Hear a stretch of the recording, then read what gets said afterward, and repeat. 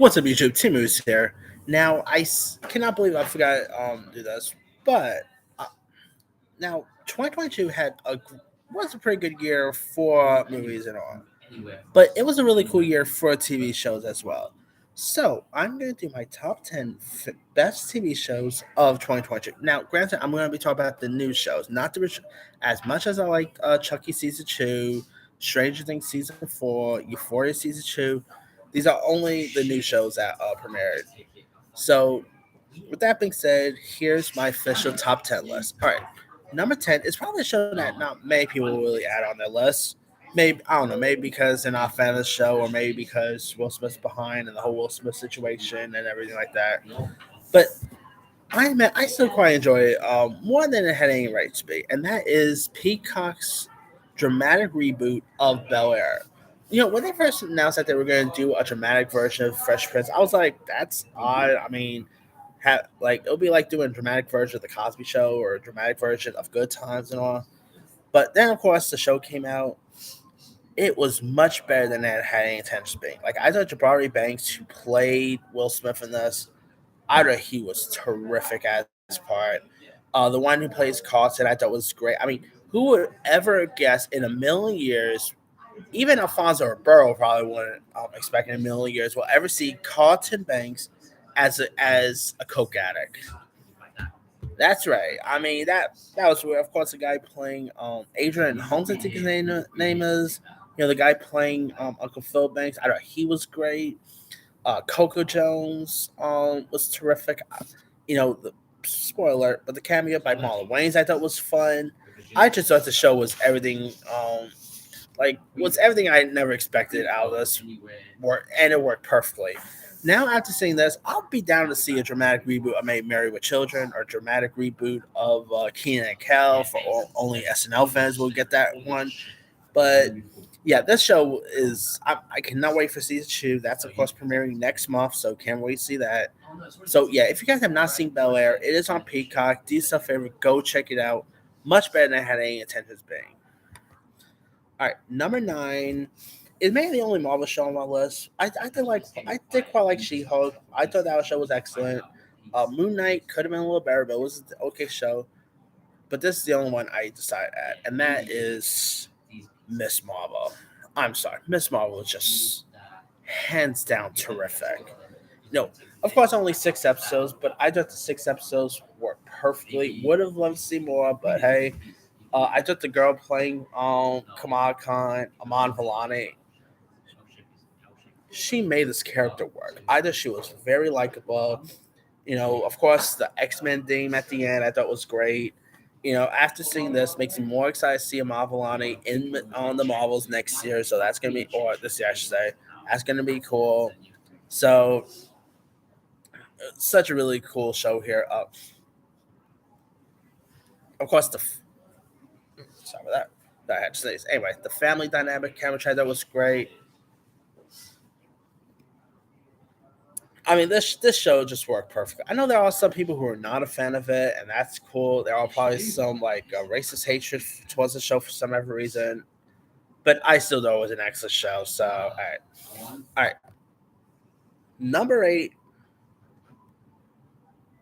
All right, number 8. I'm actually gonna go with House of the Dragon. Now, of course, I did not enjoy it as most people did, but I still thought it was a really cool, decent enough show. Really brought us back to the Game of Thrones lore. Matt Smith, going from Morbius to let's talk about turnaround right there. Emma Diossi was great. Lots of intriguing characters. I just thought this show was much better than I had any intentions being. So yeah, how the effects is great. The performances were terrific. Really decent show here. All right. Number 7, I just actually finished got finished watching this, and that is Wednesday. I should have done my review for it, but I forgot. But Wednesday is awesome. I mean, Jenna Ortega, talk about a great year. I thought she was excellent as a choice for Wednesday Adams. Of course, the Tim Burton aspect I thought was great. The performances by Luis Guzman and Catherine Zeta-Jones was terrific. This is a really excellent, well put together show. It gets, I love the creepy aspect. I like the mysterious aspects around. Really awesome show if you guys haven't seen it. All right, number 6. I'm just gonna go with Pam and Tommy. I mean, Sebastian Stan as Tommy Lee and Lily James, Lily James as Pamela Anderson were great casting. Seth Rogen was great. Craig Gillespie is doing a great job with these type of shows. Like Welcome to Chippendales was pretty good. Of course, Itana he did a good job with. Cannot wait to see Dumb Money this year. So talk about an interesting filmmaker right there.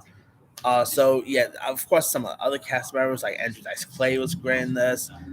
Who would ever expect a talking penis to still sing? To still sing? That's right.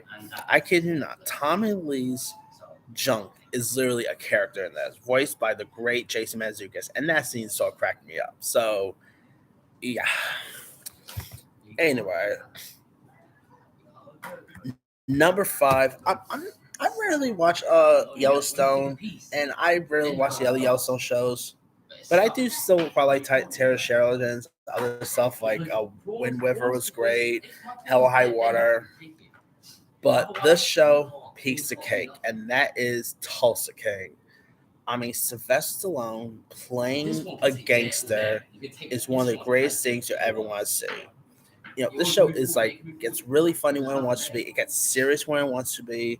The performances are outstanding. I mean, this I'm saying this now. This is the best gangster show I've seen since The Sopranos.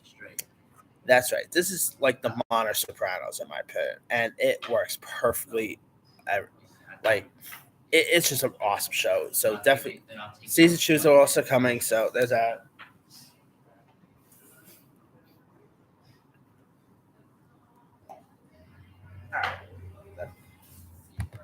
Okay, number 4, second show comic book show on my list, by the way.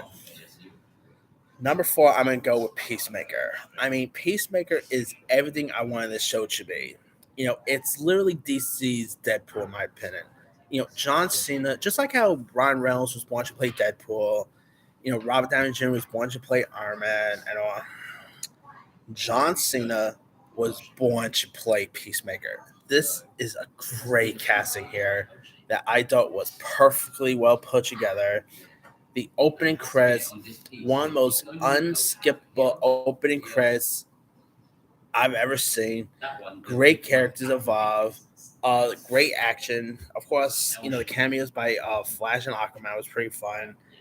I cannot wait to see what James Gunn's going to do in this universe. I cannot wait to see season 2 when that premieres. So hopefully we get season 2 soon. I'm hoping maybe this year, but I'm thinking we're going to get that until next year, but we'll see. All right. Number 3, I'm going to go with The Offer. Now, of course, this was actually my favorite show, like my number 1 favorite show, for quite some time of 2022. But then I saw 2 other shows that I think were even better. But The Offer, of course, a show about the making of one of the greatest movies of all time, The Godfather, I just thought was excellent. Matthew Good gave it a great literally gave a good award-winning performance as Robert Evans. I don't do, I've never done cocaine or anything like that. Why does shows like this make cocaine look good? I'm sorry.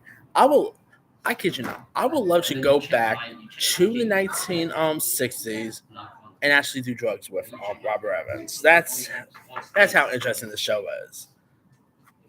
Miles Teller, great year. Something about Miles Teller. He's literally in my favorite movie of the year, and he's also in my favorite TV show of the year. So talk about great year for Miles Teller. Juno Temple's great. This show was just so excellent, well put together, great writing.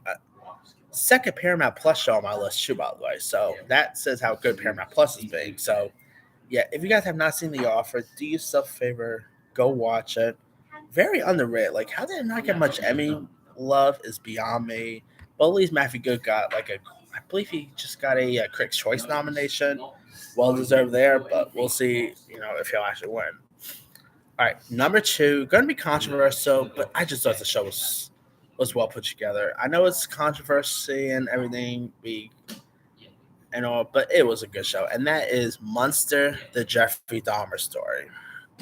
Like Evan Pierce gave an award level performance as Jeffrey Dahmer. I mean, I really love how they did not really go ahead and idolize Jeffrey Dahmer or anything like that, except where like during Halloween season, there was like Jeffrey Dahmer costumes for Halloween. I'm like, dude, that's sickening right there. But this show was still really excellent and well put together. Ryan Murphy is the king of these type of shows. Whether it's like the guy could go from doing a show like Glee to doing true crime stuff like American Crime Story or Munster. I mean, Ryan Murphy he's of course going to be honored with the Caribou Network at the Golden Globes, and well deserved right there. Of course, Niecy Nash was great in this. Like Richard Jenkins was terrific. I mean, this show was just so excellent, well put together, very intense. I've only seen these episodes just once, and I cannot watch them again because they are. Let's not be for this.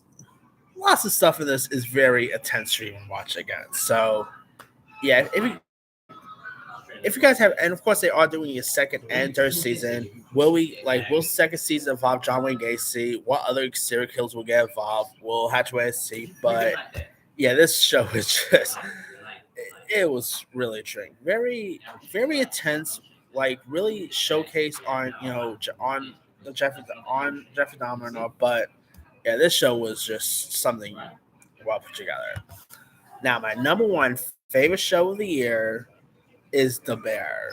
Now, my favorite show of all time is actually Shameless. Like I've adored Shameless, and seeing lots of the actors from that show. Like since the show ended, I'm glad to see some of the actors of that show branching out to more territories. And one of the best parts about that show is, of course, Jeremy Allen White as Slim. So seeing Jeremy Allen White return to the TV world with The Bear, I just thought was excellent here. He gave such a great performance.